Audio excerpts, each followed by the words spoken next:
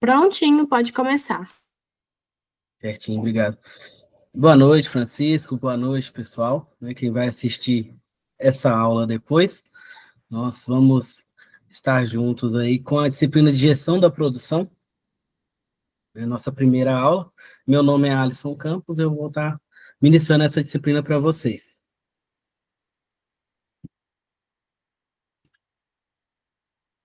Só para me apresentar rapidinho aqui, né?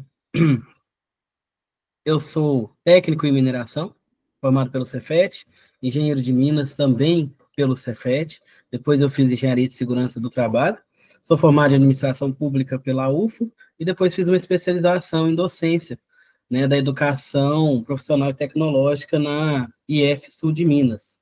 Experiência profissional minha, atualmente estou como instrutor de treinamentos e professor também aqui da Politécnica. Tive uma experiência um tempinho aí como técnico em mineração, fui assessor parlamentar e também trabalhei um pouco com atendimento comercial. Eu vou deixar o meu telefone, caso vocês tenham alguma dúvida, queiram perguntar qualquer coisa, é só me contactar nesse WhatsApp. Depois eu encaminho também o slide para vocês. Essa disciplina é uma disciplina EAD do curso de vocês, ela já tem uma agenda ali pré-definida. Hoje é a nossa primeira aula ao vivo, né? No caso, dia 26, seria semana passada, mas acabou que jogou para essa semana. E a nossa aula vai estar de acordo com as primeiras páginas ali da apostila. No mês de março, nós teremos outra aula ao vivo, né, que está prevista para o dia 12/3, que vai ser com outras páginas da apostila.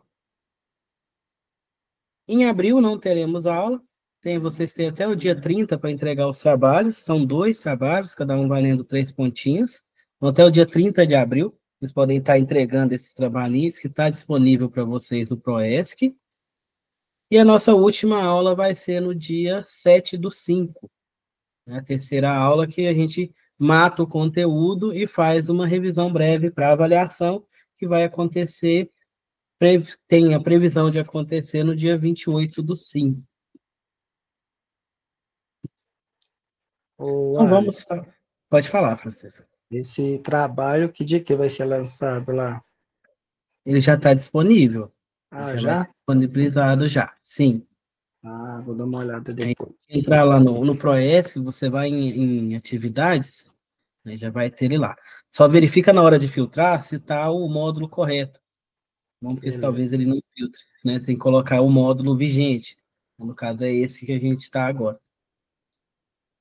Certinho? No Proesc também, pessoal, tá a apostila. Tá? A apostila que vai ser o nosso referencial teórico para essa disciplina. Vou começar com uma parte do histórico aí, da gestão, da produção, para a gente ir acompanhando a evolução da produção, a evolução industrial no geral aí do nosso planeta. No início ali, por volta de 1700, surgiu a indústria 1.0, né, que foi quando a indústria mesmo, que é quando começa ali a mecanização do tear. O tear é um equipamento utilizado até hoje, tem gente que utiliza, para tecer redes, tapetes, coxas, né? E era através dele que se tecia os tecidos para se produzir as roupas. E ele era manual, né? Ele era manual, o pessoal fazia ele ali, utilizava o dia todo para fazer as peças, os tecidos, né? E era bastante cansativo.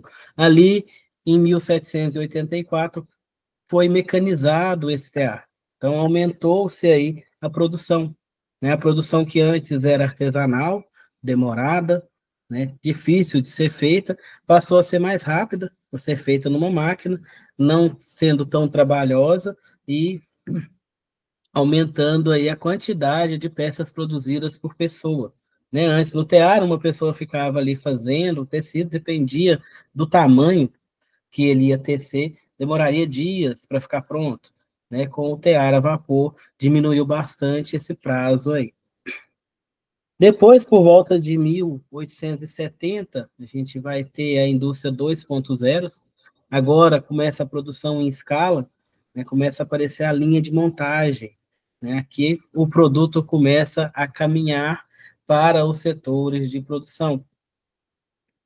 Entra aí agora as máquinas movidas a eletricidade e combustão. Né, aqui foi na época do boom da parte industrial. A indústria 3.0 vai ser por volta de 1969, começa a automação e a robótica, né? Aí vai aparecendo aí cada vez mais tecnologia. Atualmente, nós estamos na indústria 4.0, que é a parte ali dos sistemas cibernéticos, a internet das coisas. Agora, tudo que vai ser feito, né, depende ali da internet, depende de uma rede.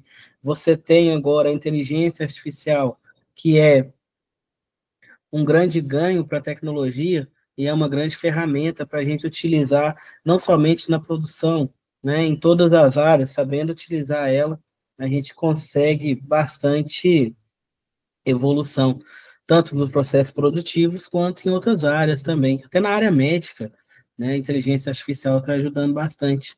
Então, a tendência é só melhorar. A gente agora vai passar por um estágio de evolução que a gente não viu aí há 100 anos. Né? A gente vai conseguir evoluir vários anos em um. Né? Vocês estão vendo como é que tá. Pega uns dois, um pouco antes da pandemia, né? Aula online quase não tinha. Agora, você faz o curso que você quiser, da onde você quiser, né? E você consegue estar estudando, você tem um professor, você tem um tutor para estar te auxiliando ali, enquanto você está estudando. A pandemia veio, né? Quando ela veio, já existia escolas EAD, né? Já existiam os cursos, mas aí ela modernizou, né? Fomos obrigados a modernizar para conseguir continuar estudando naquela época que estava tudo fechado, tudo parado, todo mundo ali, né, em isolamento social. A evolução da produção, a gente vai ver nessa aula aqui, né, alguns tópicos, entender como a Revolução Industrial transformou esses métodos que antes eram artesanais, manufaturados, né, a forma de fabricar era bem mais complexa, para parte industrial, identificar as razões ali para o início dessa evolução da produção na Inglaterra, que foi o principal foco ali, né, da Revolução Industrial, analisar os impactos sociais e econômicos que foram atingidos aí com essa transformação, né, quando eu deixo de ter ali um sistema de produção artesanal para um sistema de fábrica mesmo, compreender a relação entre os senhores e vassalos no sistema feudal, a gente vai falar um pouquinho sobre feudalismo, investigar os fatores que contribuíram para o declínio desse sistema do feudalismo, explorar algumas peculiaridades sociais, como, por exemplo, castelos, a forma de administração deles, o papel da mulher nessa época, entender um pouquinho sobre a agricultura europeia e os objetivos da política agrícola comum, analisar as transformações no sistema produtivo, incluindo ali o Taylorismo e o Fordismo, que influenciaram todos os processos, tanto de produção quanto a administração, contribuíram muito aí para a parte de administração até hoje, né? Se utiliza preceitos que vieram lá da época dos dois, né, do Taylor e do Ford, compreender os impactos sociais e econômicos desses modelos de produção. Por enquanto tá tranquilo, pessoal?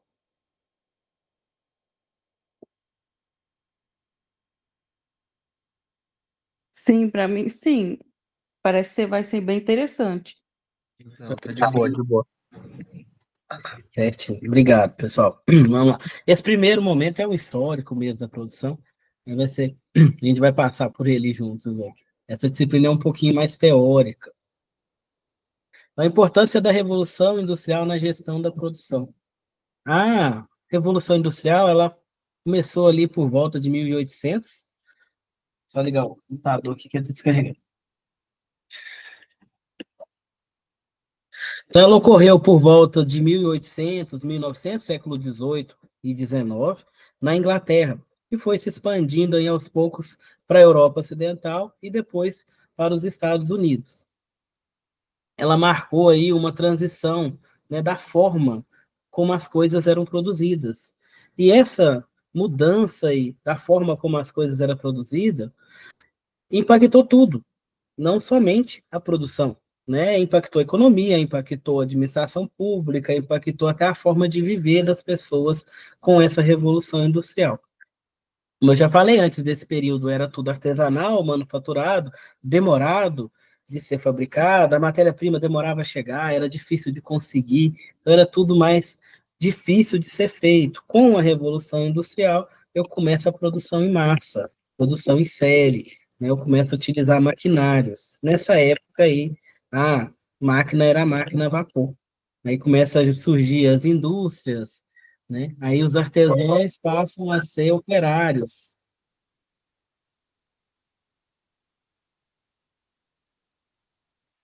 Ó, aqui nessa imagem, né? Aqui está mostrando uma máquina a vapor, né? O pessoal agora passa a operar essas máquinas, né? A máquina produz. O ser humano agora é um operário, ele opera a máquina. Ele já não é mais o meio, não são mais as mãos a principal ferramenta para fabricação. Agora as mãos vão operar as máquinas que vão fabricar os produtos.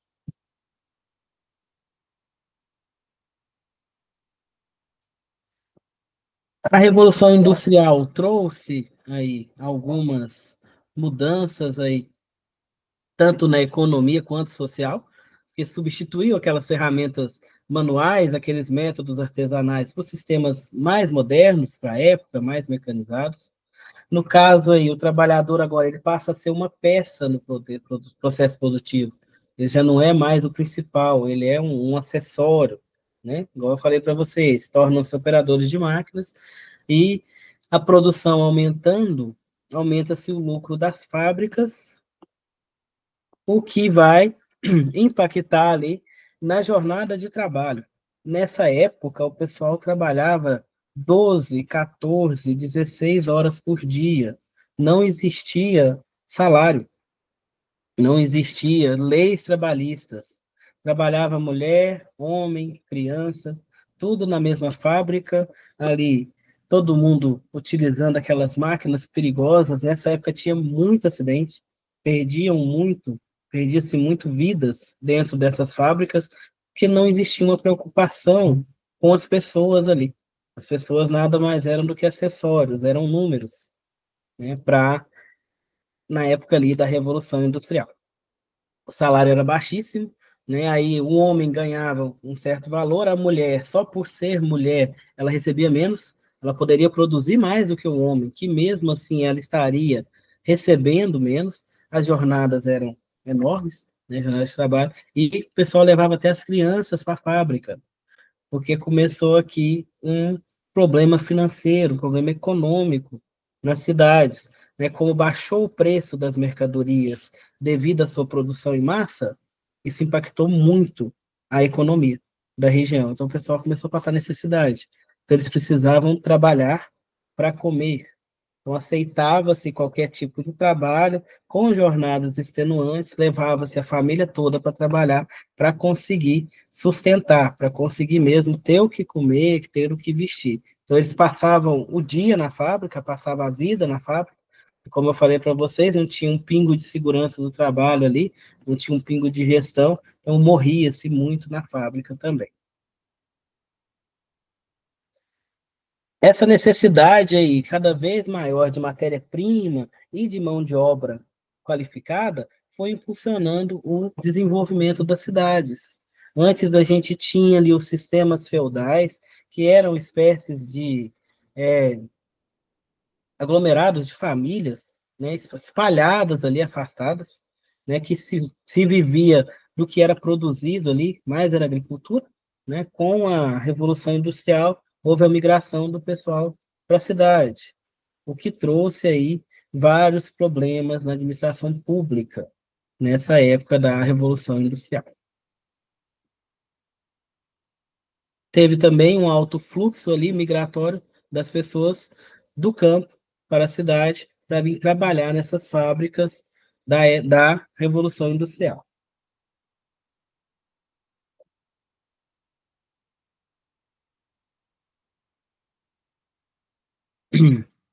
A Revolução Industrial começou na Inglaterra, devido às condições ideais para o desenvolvimento industrial da Inglaterra ali, né? Ela tinha uma avançada manufatura têxtil, trabalhava-se muito com tecido, teve muitas mudanças políticas ali na época, a política dos cercamentos que migrou dos camponeses para as cidades, né? E a institucionalização da propriedade privada, né? Foi quando estava acabando ali os feudos do feudalismo e formando as cidades. Além disso, tinha as reservas minerais que foram descobertas de ferro e de carvão, que estavam fornecendo ali o ferro, que é a matéria-prima das máquinas, e o carvão, que era o combustível, porque essas máquinas eram máquinas a vapor. Então, ela trabalhava ali, ela rodava pela queima do carvão. Esse período aí acabou impulsionando, né, a parte tecnológica e também a eficiência da produção, aumentando cada vez mais a produção com um tempo menor. Consolidou-se aí a administração como um campo de conhecimento científico. Com essa produção, começaram a estudar administração. Antes dessa época existia a administração, mas não era falada, ela não era discutida, não era estudada, né? Cada um administrava de uma forma. Com esse processo de revolução industrial, de aumento na produção, veio a necessidade do estudo da administração, né? De propor técnicas para se administrar melhor. Então vieram os estudiosos que fizeram vários experimentos ali nas fábricas com os trabalhadores e geraram as teorias deles ali, que a gente segue até hoje, né? Lógico, vieram outras aí mais recentes, mais modernas, mas o embasamento vem lá da época da Revolução Industrial, quando começou-se a se falar em administração. Alguma pergunta?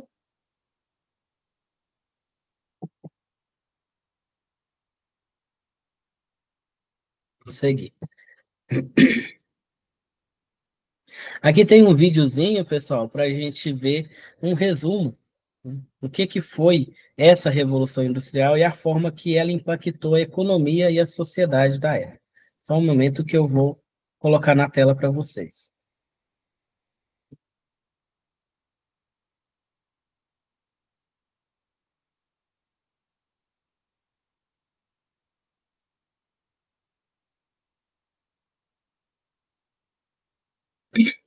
Aí vocês me confirmam, por favor, se está ouvindo, se está saindo o áudio para vocês.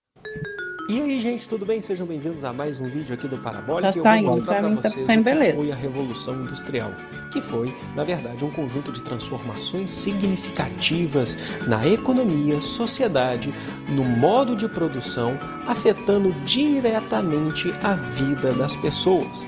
É como se a gente fizesse o seguinte, trocasse o artesanato e a manufatura pela maquinofatura. Em linhas gerais, é o surgimento das máquinas, mas isso vai mudar completamente a vida das pessoas. Mas existem algumas fases dessa revolução. A primeira revolução foi de 1750 a 1850, que teve como principal característica o pioneirismo inglês. É como se a gente falasse, a Inglaterra é o berço da Revolução Industrial. Primeiro surgiu lá, depois atingiu outros países. E por que surgiu inicialmente na Inglaterra? É simples, vou mostrar para vocês. Acúmulo de capitais adquiridos através do Ato de Supremacia e Navegação, de 1650, onde a Inglaterra passou a monopolizar o comércio colonial atlântico. Ela tinha dinheiro pra caramba. A gente vai ter também a ideia de que a Inglaterra tem proximidade com minas de carvão, que vai ser a primeira fonte energética do processo de revolução industrial. E é lógico, precisa de transporte. Para isso, vias fluviais navegáveis dentro do território inglês. Mas tem mais características dessa primeira fase da revolução. Por exemplo, a gente vai ter inicialmente a indústria têxtil, que vai ser impulsionada através de um inventor chamado James Hagerty, que vai criar, o tear hidráulico, a famosa Spinning Jenny. A gente também tem como característica desse processo a ausência de leis trabalhistas. Sem leis trabalhistas, fica mais ou menos a mando aí do que o patrão vai fazer, do que ele vai falar para os seus trabalhadores. Então a gente tem mais ou menos uma carga de trabalho de 16 horas por dia. É aquela ideia de que tempo é dinheiro. Mas a segunda fase da Revolução Industrial, as coisas começam a mudar um pouco. Muda um pouco também a tecnologia. A revolução que se restringia apenas à Inglaterra, ela atinge outros países, como Estados Unidos, França, Bélgica, Japão, entre outros. E a gente vai ter também o petróleo como uma importante fonte energética. E a terceira revolução, que começou em 1945, pelo final da Segunda Guerra Mundial e vai até os nossos dias atuais, ela é caracterizada pela indústria de alta tecnologia, sim, onde a gente pode citar aí a informática que surgiu com o final da Segunda Guerra Mundial, a gente pode citar também a energia nuclear e até mesmo a indústria farmacêutica, que tem grande avanço.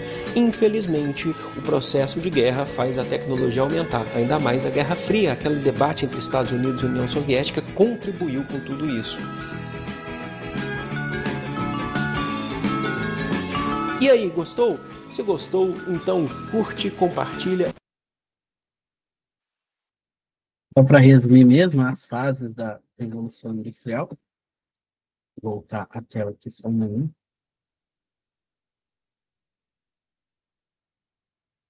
É que no slide, pessoal, depois quem quiser assistir, para mim estava travando um pouco, eu não sei se travou para vocês.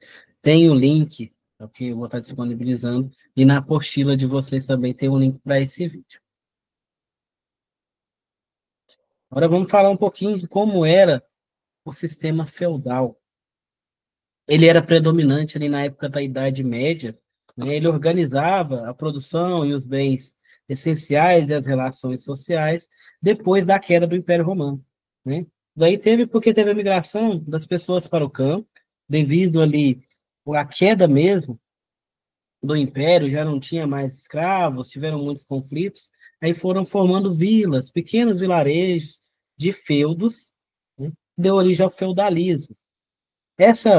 Nessa época aí, a economia era baseada na agricultura, né? E a gente tinha três classes sociais ali, separadinhas.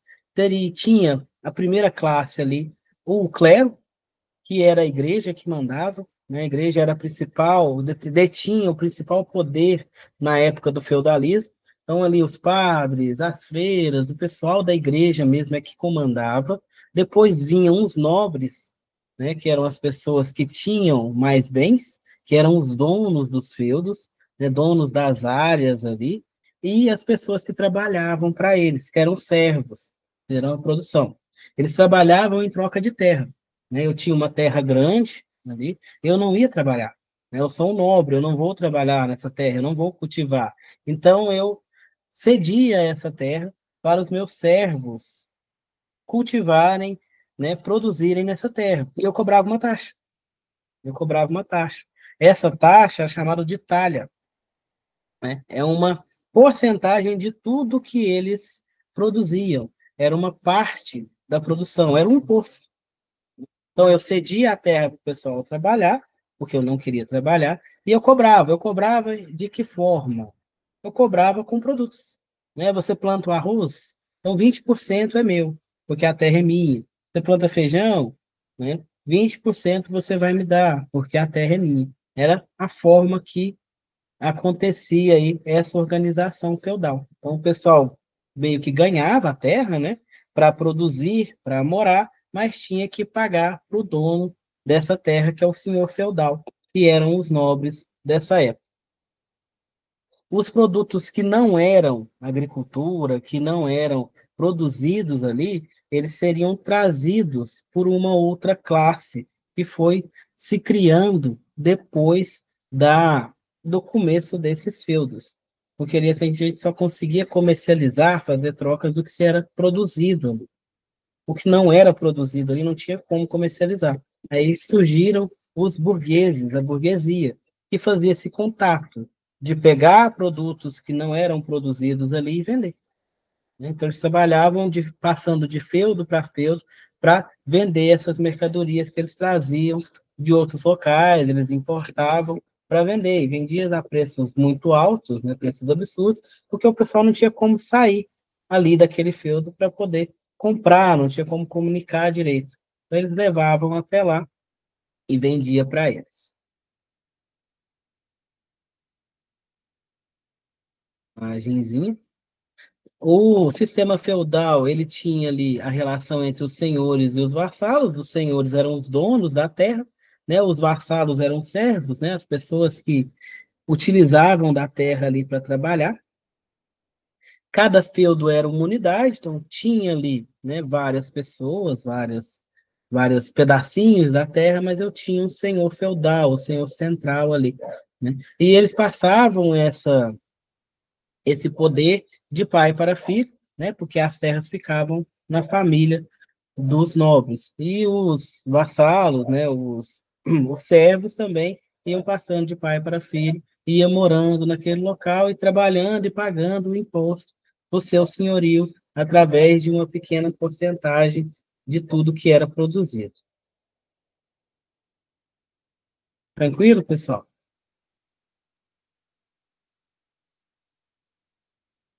Tranquilo. Qualquer dúvida pode perguntar. Esse sistema feudal ele caiu, teve um declínio, né? E foi impulsionado ali pela escassez de alimentos, pela peste, pela crise econômica e pela exaustão dos recursos minerais. E veio ali também a ascensão da burguesia. E também veio a crise religiosa. Foi tudo ao mesmo tempo. Nessa época, né, da Idade Média, a higiene pessoal das pessoas era muito ruim, né? A igreja detinha o conhecimento, então, nessa época só sabia ler, só sabia escrever, o pessoal que era da igreja mesmo, então os que tinham mais conhecimento, e eles não passavam esse conhecimento adiante. Então, questão de higiene pessoal, não tinha, né, não tinha saneamento básico, o pessoal fazia suas necessidades fisiológicas em qualquer lugar. Aí veio a peste bubônica, que era uma doença que era transmitida pelas pulgas dos ratos, né, porque o local era muito sujo, então tinha muito rato. Aí o pessoal começou a morrer, eles não sabiam por que morria, começou a achar que era coisa de religião, né? Foi uma loucura. A gente não sabe ainda como é que a humanidade sobreviveu aí a essa época da Idade Média, né? Tanto que também é conhecida como Idade das Trevas, porque nessa época aí teve uma estagnação.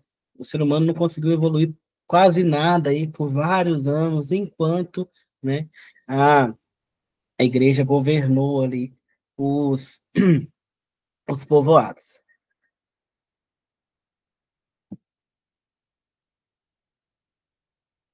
Tinha os castelos, né, onde os senhores feudais residiam, a casinha deles ali, e eram inicialmente construídos principalmente de madeira. Depois, como eles foram ficando muito ricos, né, conseguiam ter mais acessos aí ao, aos sistemas construtivos, começou-se a construir de pedra, né, e virava uma fortaleza ali, né. Aí começou os castelos, aí tem aquelas imagens do castelo com um lagozinho em volta, né, então eles colocavam aquilo ali mesmo, tá, para poder isolar, a entrada não era permitida para qualquer um, né. Dentro dessas estruturas vivia a família, né, dos donos daquele feudo, eles viviam como reis, né? Eles tinham os empregados deles, que até para vestir, eles tinham empregados para fazer isso, e esses empregados ali, eles às vezes se aproximavam porque não tinham condições, não tinham como viver, aí trocava ali serviço por moradia, né? Você trocava ali suas horas de trabalho por um local para morar, por um pedaço de pão para comer.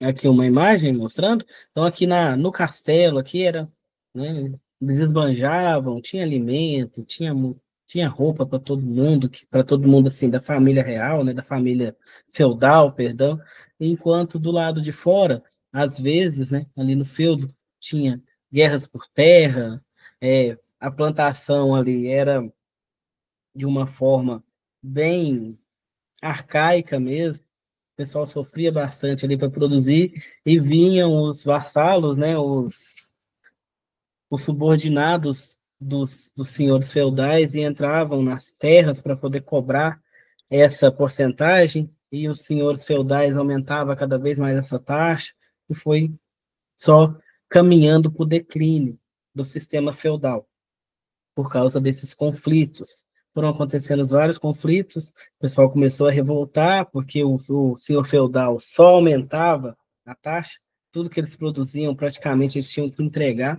Nessa época não tinha muito conhecimento, não tinha muita tecnologia, então tinha época que não se conseguia colher, né, muitos alimentos por causa do clima, mas o senhor feudal, ele queria aqueles alimentos, né, ele queria que pagasse para ele essa porcentagem, então começou a surgir os conflitos ali.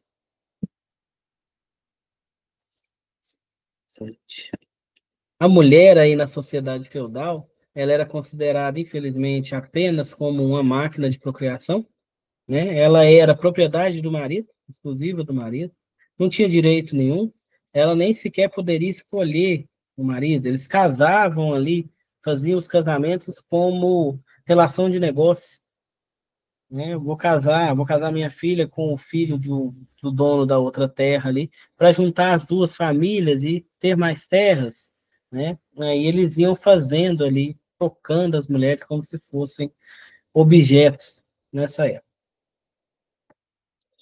Nessa época aí tinha o cinturão da castidade, que era feito de couro, né? Utilizava ali para que as mulheres, né, principalmente, não, eram onde quem mais utilizava eles, para que elas não tivessem relações antes do casamento e também não ter relações extraconjugais, né? O artefato ali causava um grande desconforto e, juntamente com isso, doenças, né? Devido aos problemas de higiene. Muitas mulheres aí morriam por infecção urinária por causa desse cinturão da castidade que colocavam nelas.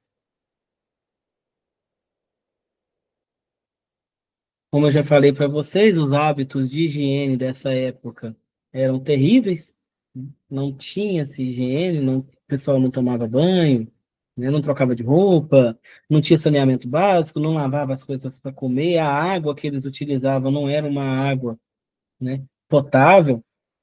Isso daí foi só contribuindo aí para cada vez mais, né, doenças aparecerem e dizimar a população. Ali as pessoas morriam, eles faziam pilhas de cadáveres, porque não tinha como enterrar, né? E eles falavam que não podia ter contato, porque eles acreditavam que a peste negra era um castigo divino, né? Que Deus mandou a peste negra para matar os que eram impuros. Então eles pegavam esses corpos, empilhavam em praças públicas e às vezes ateavam fogo, porque eles não queriam ter contato com esses corpos que eles achavam que tinham sido castigados por Deus, que essa peste negra tinha sido mandada por Deus ali para acabar um pouquinho com a população. A alimentação baseava-se ali principalmente nas carnes de caça, alguns animais domésticos, né, e também os vegetais, porque a agricultura era a principal fonte da economia dessa época. O lazer, né, as atividades de lazer eram ali duelos, né, interação com as mulheres e cuidado com os filhos. Essas práticas aí eram entretenimento, é o que tinham para fazer, né? Ou eles estavam brigando, ou eles estavam ali com a sua família, né, cuidando dos filhos, né, tendo interações ali com o pessoal, né, ou trabalhando. Trabalho ali não era um lazer, mas era uma atividade que era feita. Esse vídeo aqui eu vou deixar para vocês assistirem depois, né? Ele mostra um pouquinho mais sobre essas peculiaridades aí do sistema da sociedade feudal. Tá dando para entender?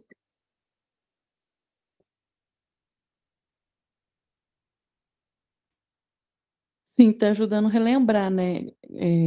Quando a gente estudava isso em história. História purinha. Você gosta de história? Sim, Sim, então tá bom. Depois você ajuda a gente aí. Eu não sou muito em história, não, né? Mas essa parte é interessante, né? A gente precisa saber um pouquinho da história para ver como a gente chegou até aqui. E sim, também verdade. os erros aí do pessoal no passado, né? Aprender com os erros deles para que a gente não repita, né, esses erros. Agora, o sistema de produção europeu, né? A agricultura europeia ali, ela vai se caracterizar ali pelas pequenas propriedades familiares, né?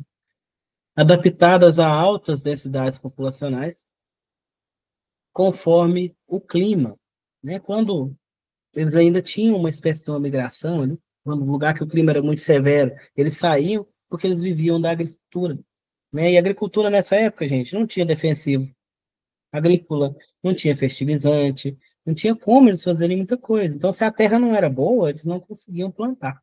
Uma coisa que eles faziam que era bem interessante, assim, para não desgastar tanto o solo, eles faziam rotação de cultura, né? Eles pegavam ali, por exemplo, o espaço que eles tinham para plantar, dividia em quatro. Dividia ali em quatro, aí plantava milho, feijão e arroz, por exemplo. E deixava uma parte ali descansando, para que a terra pudesse se recuperar.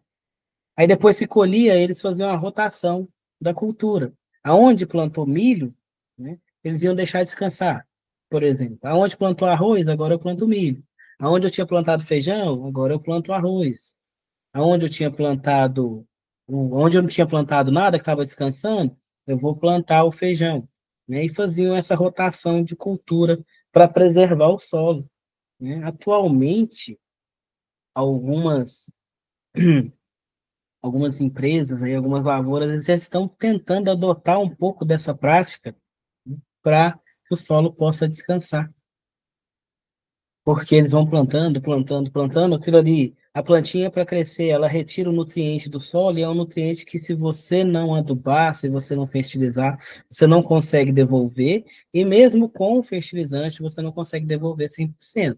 E a planta precisa desse nutriente para crescer. Nessa época, como não tinha fertilizantes, essas coisas, eles faziam essa rotação de cultura para que a terra descansasse. E isso era muito bom, protegia a terra. Uma questão interessante, né, no Brasil não foi feito assim, né? A gente tem no Nordeste brasileiro terras que não são mais produtivas, né? Claro, um pouco por causa do clima, digamos aí uns 75% por causa do clima da região, porque está ali numa área onde bate muito sol, a gente está, o Nordeste brasileiro ali fica ali próximo à linha do Equador, que é onde recebe mais incidência de raios solares, por causa da inclinação da Terra. Então, ali no Nordeste, a gente vai ter esse problema com a agricultura por isso, e também devido ao solo. Quando os portugueses vieram para o Brasil, eles começaram a plantar cana para exportar e plantava ali naquela área do Nordeste. Só que não tinha cuidado nenhum com o solo. Eles plantaram tanto, utilizaram tanto, que a terra ficou infértil. Aí, juntando com a questão do clima, que ela é muito quente, né, a terra lá agora é difícil de se trabalhar. Não é impossível, mas é difícil de se trabalhar, porque aí tem o problema da escassez de água, o problema do clima e a terra que acabou sendo aí, né, explorada, né, pelos portugueses, foi retirando todos os nutrientes ali do solo, o que atrapalha muito. Lá tem agricultura, né, tem os processos produtivos ali e tudo, mas tem algumas áreas que não dá para plantar. Tem áreas que é de extrema seca ali, um pouco é por causa dessa plantação de cana. Eles não faziam nenhuma atividade ali para preservar esse solo, para recuperar esse solo.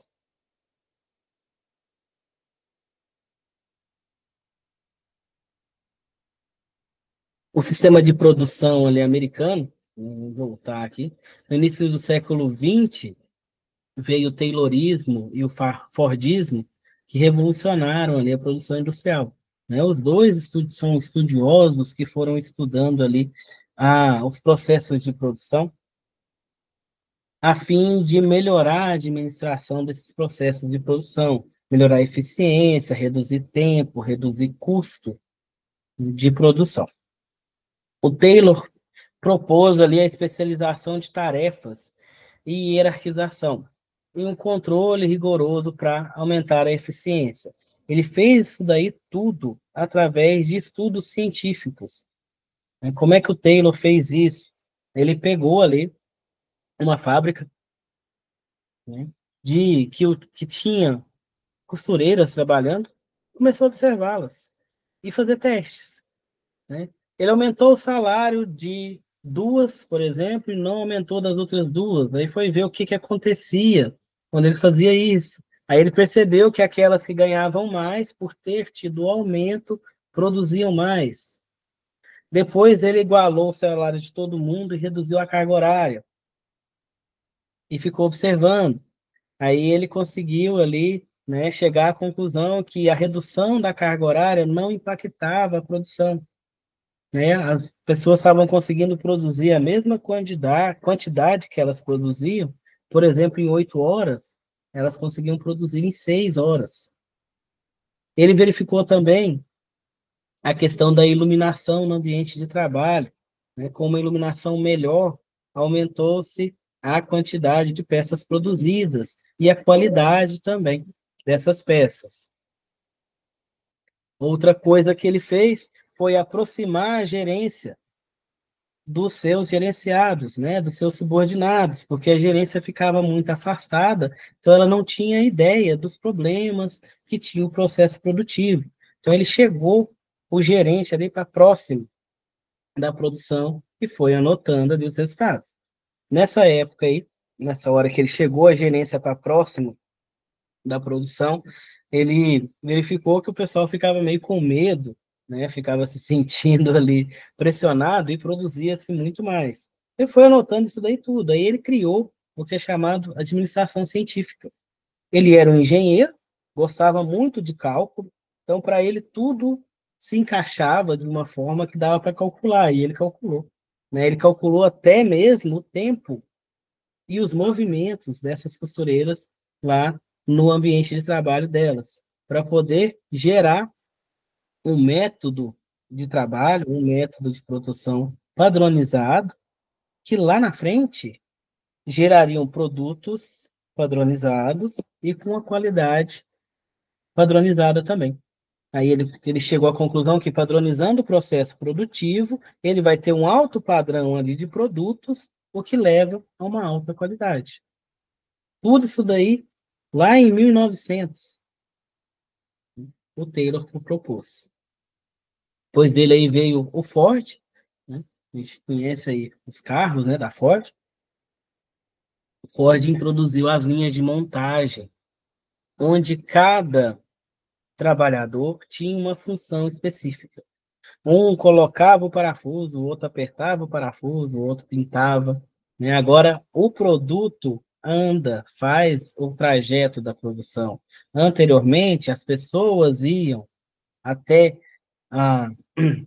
as sessões para fazer as atividades. Agora, as pessoas ficam paradas, com Ford, tem uma esteira, e o produto vai passando, e cada um vai fazendo a sua função específica, né? Por exemplo, vai produzir uma boneca, né? Aí vem o corpinho da boneca, a primeira pessoa coloca a perninha direita, aí ela continua andando, a outra coloca a perninha esquerda, ela vai andando, outra pessoa coloca os braços, depois coloca a cabeça, depois pega e coloca o vestidinho, outra pessoa vai e embala.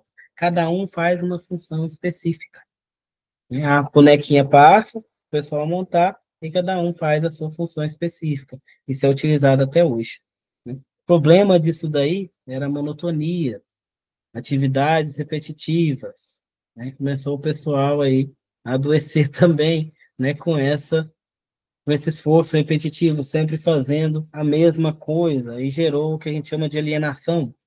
Alienação é toda a ação do indivíduo coordenado por outro. Então, eles ficavam alienados, eles só trabalhavam, eles ficavam ali somente fazendo aquele trabalho específico. Eles não entendiam o processo de produção. Eles eram especialistas em quase nada, né? Especialistas em apertar parafuso.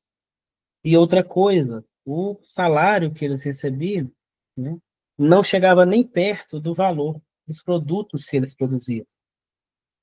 Por exemplo, o carro. Qual que é o valor de um carro? Caríssimo, né? Uma pessoa que fábrica, com o salário que ela ganha, quanto tempo que ela vai demorar para comprar um carro zero? Então, até hoje a gente tem esse problema, né? Você produz ali, você coloca ali sua alma para produzir o negócio e não consegue comprar porque o seu salário é muito baixo, né? E o produto que você está produzindo é um produto de alto padrão, então ele vai ter um valor bem alto aí. Aí depois disso daqui a gente vai ver que vai gerar, vai chegar aí a parte do quando o Marx começa a estudar essa parte aí da força de trabalho, do trabalhador, da mais-valia, ok? Aqui tem o filme do Charlie Chaplin, Tempos Modernos, né, que fala um pouquinho sobre essa alienação, sobre essa linha de produção do Ford ali, onde ele, o Charlie Chaplin, fica ali num setor que ele só aperta parafusos o dia inteiro, o dia inteiro. Aí ele sai dali, ele começa a querer apertar tudo que ele vê, porque ele ficou ali bitolado, que só fazia aquela atividade o tempo inteiro. Vai ter humor, né, porque ele era um humorista da época. Depois, se vocês quiserem assistir, é um filme até interessante. O link está aqui embaixo da imagem.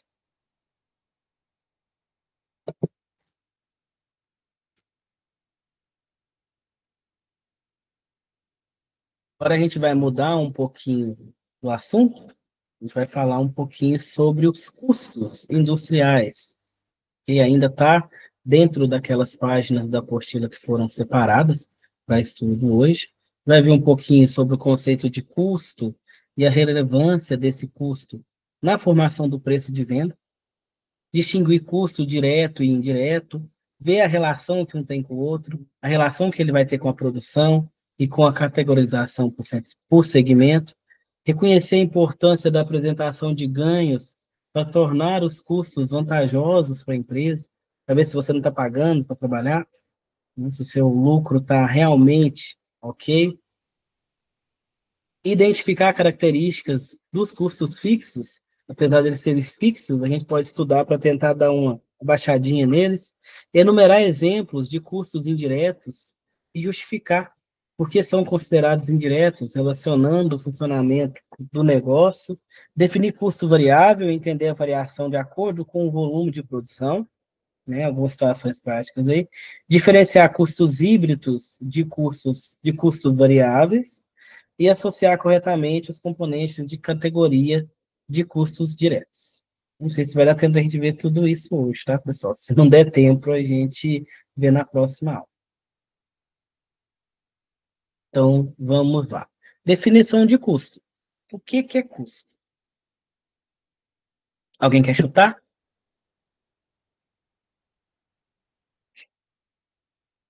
Não? Ok, então vamos lá.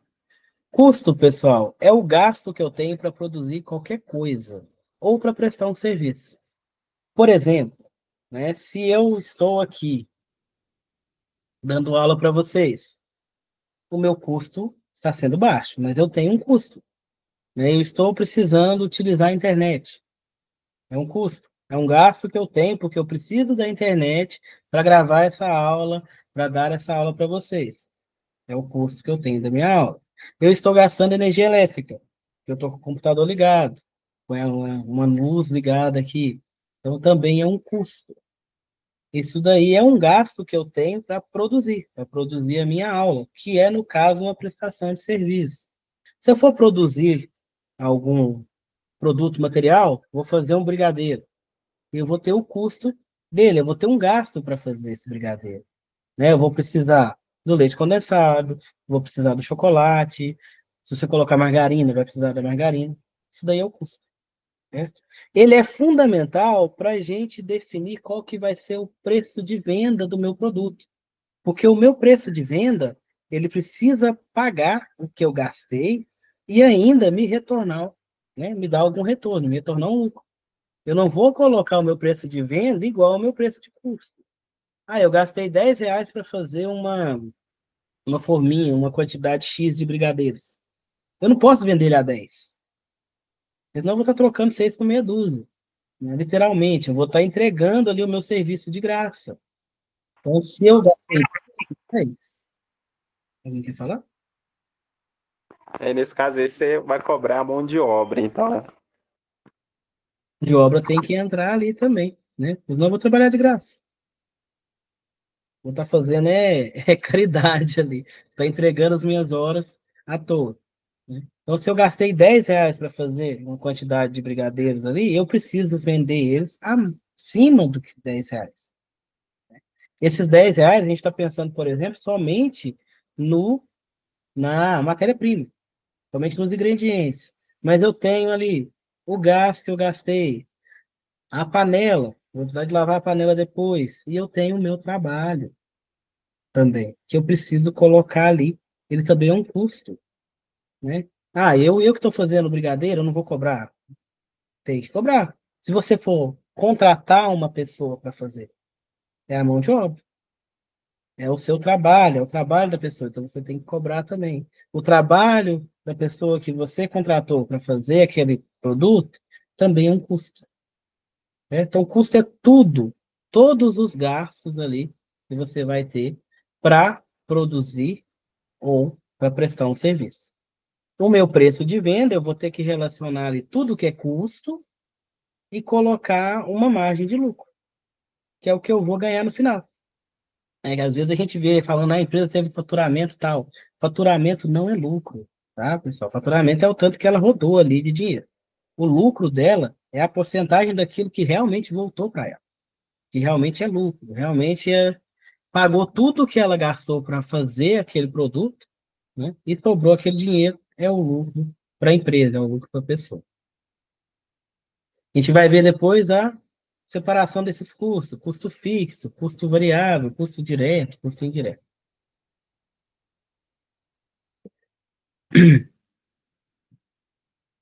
Certinho? Então já vamos para os custos aí. Custos indiretos são aqueles gastos essenciais para o funcionamento do negócio, mas ele não vai ter uma relação direta com o produto, né? Ele vai incluir, por exemplo, né, os materiais que você não emprega diretamente na sua produção. Se eu tenho ali, né, uma empresa, sei lá, o que a gente vai produzir, gente? Me ajuda aí, tô sem ideia. Vamos continuar com o brigadeiro? Acho que todo mundo gosta de Ah, brigadeiro. brigadeiro é uma boa. É fácil de você pensar o que você vai usar. Isso aí. Então vamos pensar no brigadeiro, né? Agora eu tenho uma empresa grande que vai produzir chocolate, que vai produzir brigadeiro. Tem custos indiretos, que são aqueles que não estão diretamente ligados à produção do brigadeiro. Por exemplo, ali a limpeza do local. Para limpar o local, eu vou precisar de produtos de limpeza, talvez eu vou ter que pagar alguém. Isso é um custo indireto. Você vai comprar um brigadeiro de alguém que não tem um pingo de higiene, que a cozinha está uma bagunça, que não limpa nada, que usa a mesma panela ali, faz 50 vezes o brigadeiro e não lava a panela, fica ali sujo? Não tem jeito. Então, custo indireto é isso, né? Ele não está diretamente ligado à produção, ele não é ali um ingrediente da receita, mas eu preciso dele. Eu preciso de elencar ele, eu preciso colocar ele ali na minha conta. Muita empresa quebra, gente, porque ela não sabe precificar.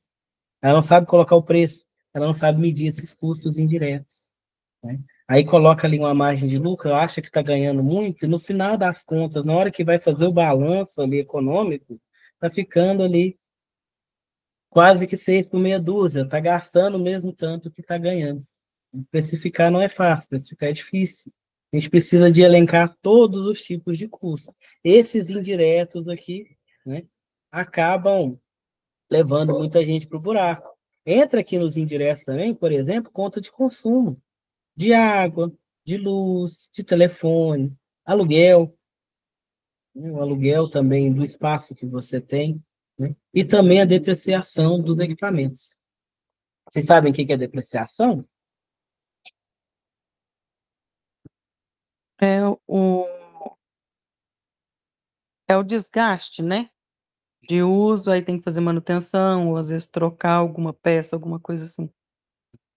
Seria isso. Sim, nessa base aí, né? Você compra uma máquina, um produto, né? Com o tempo, com a utilização, ele vai desgastando. Ele vai perdendo o valor, ele vai perdendo o preço, né? Imagina um carro. Você compra um carro, aí você fala, tirou da concessionária, o preço caiu. Já é depreciação. Porque além de todos esses custos da produção, eu tenho maquinário também. Eu tenho que envolver esses maquinários no meu custo e o desgaste dele. É aí, ó, por exemplo, que o pessoal que gosta muito de trabalhar de Uber, às vezes estão perdendo dinheiro e tá achando que está ganhando. Porque aí ele coloca ali, eu gastei tanto de gasolina, eu tomei um cafezinho ali na esquina, eu paguei para lavar o carro, né?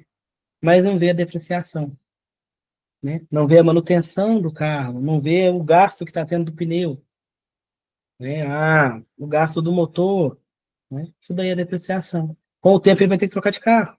Independente se ele ganhou muito ou pouco, com o tempo o carro dele não vai dar mais para ele rodar. Então ele precisa estar alinhando isso daí. Porque a depreciação, dependendo aí, você vai ter máquinas que custaram milhões, né, milhares de reais, e você não vai conseguir vender ela por nada. Então a depreciação ela entra, ela é um custo indireto. Né? Aquela máquina, uma hora você vai ter que trocar. Aquela, por exemplo, a panela, uma hora ela vai furar, de tanto eu raspar o brigadeiro ali, uma hora eu vou ter que trocar de panela. Então eu tenho que pensar nisso daí também. É onde a gente pensa, nossa, o cara tá lucrando demais. Não tá. Não tá, porque tem mais coisas envolvidas no processo de produção do que o que a gente vê, do que o que a gente vê ali de fora. Né? Se você pensar no brigadeiro, você vai pensar somente nos ingredientes.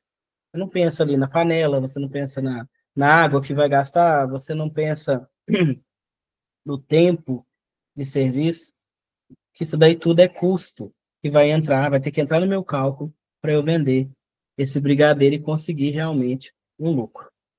Certo?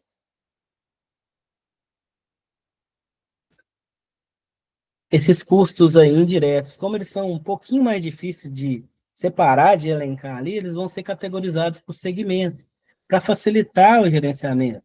Como assim categorizar por segmento? Eu coloco ali, ó, contas de consumo. Quanto que eu gastei de água, quanto eu gastei de luz, quanto eu gastei de telefone, quanto eu gastei de internet. Vou colocar ali depreciação de equipamentos, né? E eu vou jogar ali mais ou menos a vida útil do meu equipamento, né? E vou calcular quanto que eu perderia ali do preço, do valor desse equipamento por mês, por semana, por dia, e vou colocar lá. Questão de manutenção, né? As minhas máquinas ali, eu separo um valor X para manutenção, né? Todo mês, que não vai quebrar todo mês. Mas aí quando quebrar, vocês têm o dinheiro, então a gente separa um valor X ali para manutenção. Separa ali por segmento e joga no valor dos custos.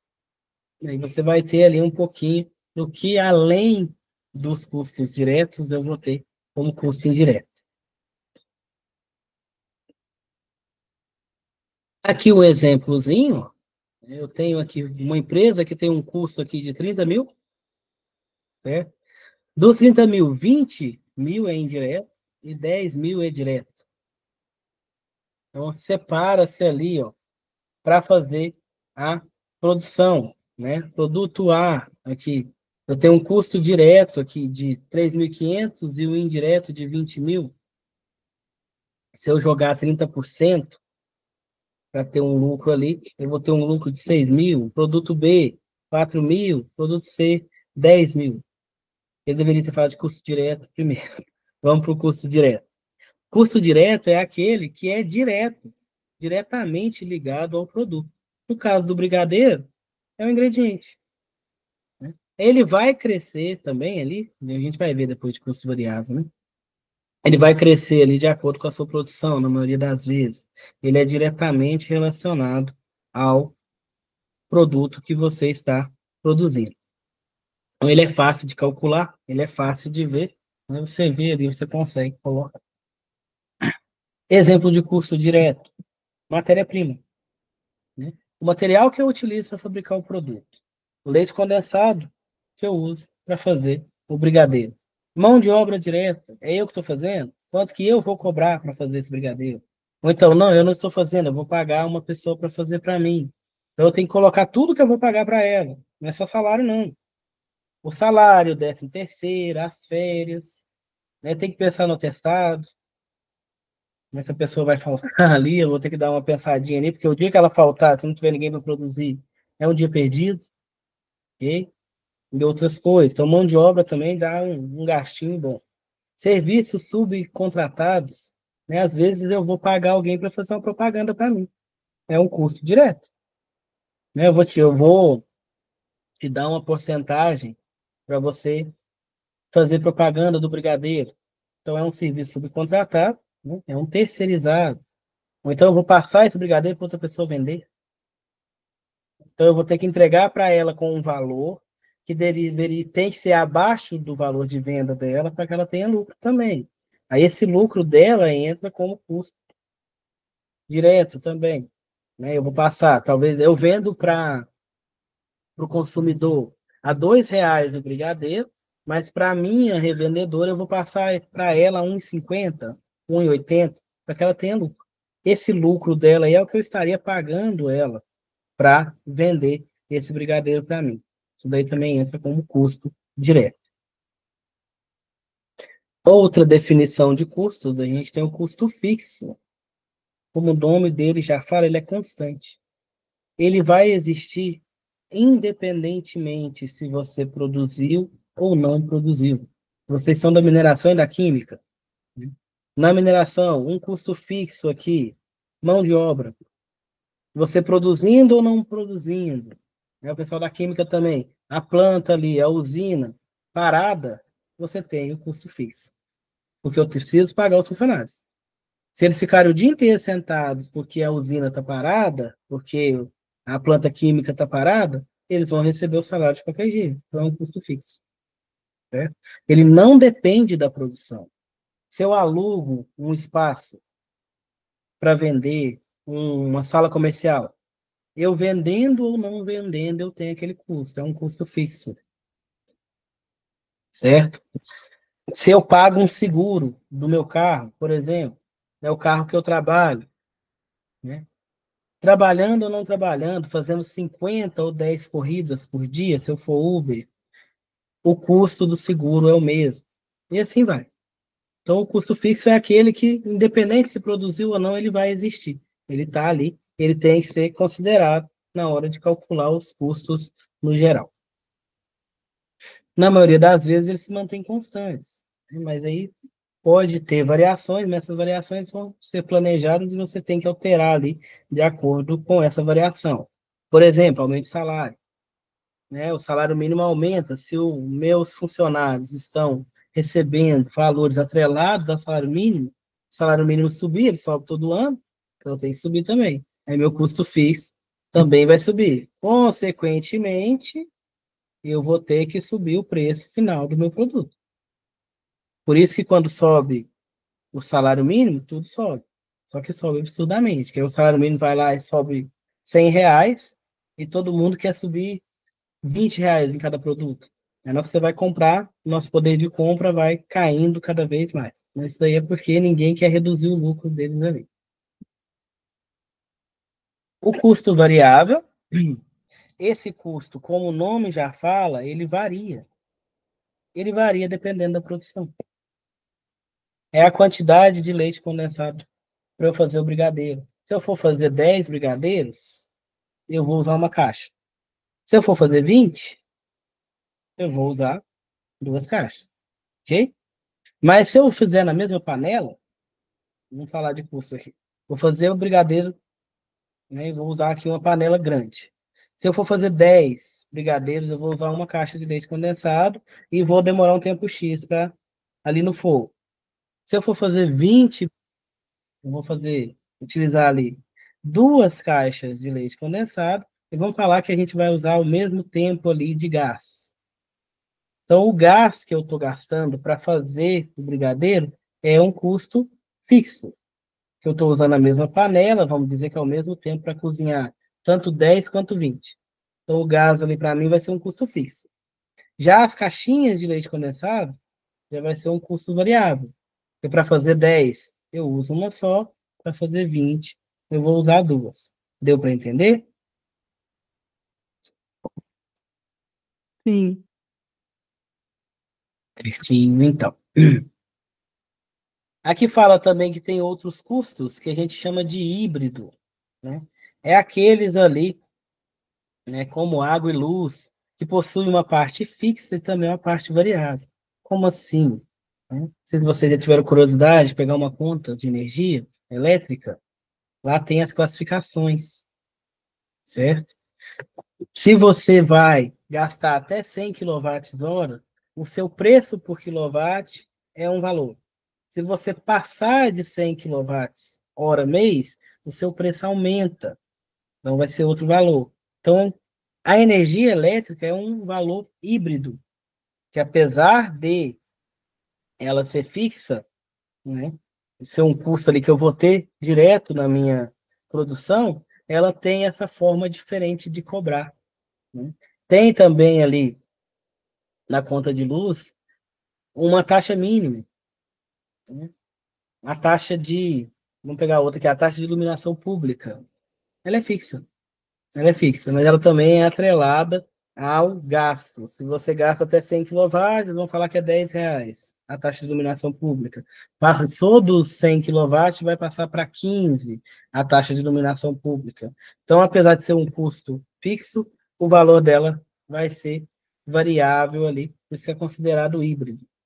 Ok? E tem também aquelas partes ali, tem empresa aí que está colocando energia solar, aí tem aqueles sistemas de concessão, aí vai ter variação, um mês vai ser mais, outro mês vai ser menos, e não vai ser completamente ligado ao consumo, né? Vai ter uma diferençazinha ali. E tem outro vídeo, vou deixar para vocês assistirem depois. Certo? Produção e produtividade. O que é produção? Produção são todas as atividades ligadas à concepção, criação, fabricação, obtenção de bens ou serviços. É tudo que estiver ligado ali a produzir mesmo, certo? Para produzir, a gente tem o planejamento de controle e produção, que é o PCP. Ele permite um planejamento futuro das atividades da equipe e a definição de uma prática do que foi produzido. Em termos de quê? De qualidade, de localização, de procedimentos. A minha produção, eu vou precisar de padronizar ela, padronizar o meu processo. Exemplo do brigadeiro. Se eu faço um brigadeiro hoje, ele está excelente, maravilhoso, eu vou vender pra caramba, certo? Aí você compra um brigadeiro meu hoje. Aí amanhã eu deixo ele queimar. Aí você vai comprar. Ele está queimado. Você comprou porque o que você comprou hoje estava bom. Então, de amanhã que você vai comprar, você tem a ideia que ele vai estar o quê? Ele vai estar igual ao de ontem, certo? Mas aí ele está queimado. Dependendo da pessoa, ela nunca mais compra brigadeiro de mim. Porque eu não consegui manter uma qualidade. Eu não consegui manter um padrão. Hoje eu vendo um produto excelente, amanhã eu vendo um produto meia boca. Isso aí eu vou perder clientela. Então, os processos ali, o planejamento e controle de produção é para deixar ali que tenha qualidade no serviço prestado, qualidade no produto produzido, ok? Então, eu preciso garantir que eu tenho um padrão no meu processo, que eu vou sempre entregar o mesmo resultado, né? Cozinha é meio complicado, tá, pessoal? Na cozinha não dá para a gente falar muita coisa, não. Porque apesar de ter ali a receita, você já deve ter visto alguém, ou já deve ter até passado por isso vocês mesmos, a pessoa te dá a receita certinha do que você vai, de um alimento que você gosta, e você vai fazer um negócio que é completamente diferente. Então, essa parte aí de cozinha é complicado. Mas lá na mineração, o meu minério, o meu concentrado, eu tenho que entregar ele com um teor X. Então, para eu entregar ele com esse teor, eu preciso ter padrão no meu processo de produção. Se eu entregar hoje com 10%, um concentrado com 10% de nióbio, amanhã eu preciso entregar um concentrado com 10% de nióbio. Eu não posso entregar com 9. Não posso entregar com 12. Se eu entregar com 12, eu estou tendo prejuízo. Se eu entregar por 9, o meu consumidor vai brigar comigo. Eu não paguei por 9%, eu paguei por 10%, então eu preciso de 10%. Na química também é a mesma coisa, né? O pessoal vai lá, né, e quer uma qualidade, né, quer que você faça uma análise de uma amostra de água, por exemplo. Aí eu te entrego uma hoje com 100% de confiabilidade. Tenho certeza que ela está excelente, né? A minha análise, a análise em si. Eu fiz todos os testes aí. Amanhã, né, eu vou te dar outro resultado, só que eu fiz só 5 testes. Eu não fiz os 10 que eu tinha feito antes, né? Sendo que você pagou igual. Você não vai querer aquela análise não vai valer de nada. Então a gente precisa padronizar o processo de produção. É onde entra esse planejamento e controle de produção. A gente vai falar mais para frente aí sobre o PCP. Tem 3 termos essenciais aí na produção, que é o input, o processo de transformação e o output. O input é tudo que entra no seu processo produtivo, tudo que vem de recurso de entrada, tudo que você vai transformar. Exemplo, matéria-prima. Exemplo do brigadeiro, o leite condensado, né? Então, o input é o que está entrando ali no processo, né? Vamos falar de escola agora. O input aqui, desse momento nosso aqui, da Politécnica, são os alunos. É o que está entrando. São os alunos que estão entrando na sala de aula, estão entrando no curso. Aí tem o processo de transformação, né? É o processo ali que vai alterar, que vai transformar, que é a produção mesmo em si. No caso do brigadeiro, né, é a mistura dos ingredientes, é o fogo, é enrolar o brigadeiro. Isso daí tudo é processo de transformação. No caso de vocês, alunos, né, vocês estão se transformando, estão estudando para ser técnicos. Então, o processo de transformação é aula, é prova, é dúvida, é aula prática. Tudo isso daí é processo de transformação. O output é o produto final, é a saída, é a conclusão de todo o processo. Da fabricação de brigadeiro, é o brigadeiro pronto para vender. Né? Do curso de vocês, são vocês formados com diploma na mão, técnicos em mineração, técnicos em química. Isso daí é a saída, é a conclusão do processo. Certinho? Acho que a gente pode parar por aqui hoje, porque se eu começar outro assunto, não vai dar tempo de concluir. Vocês têm alguma dúvida?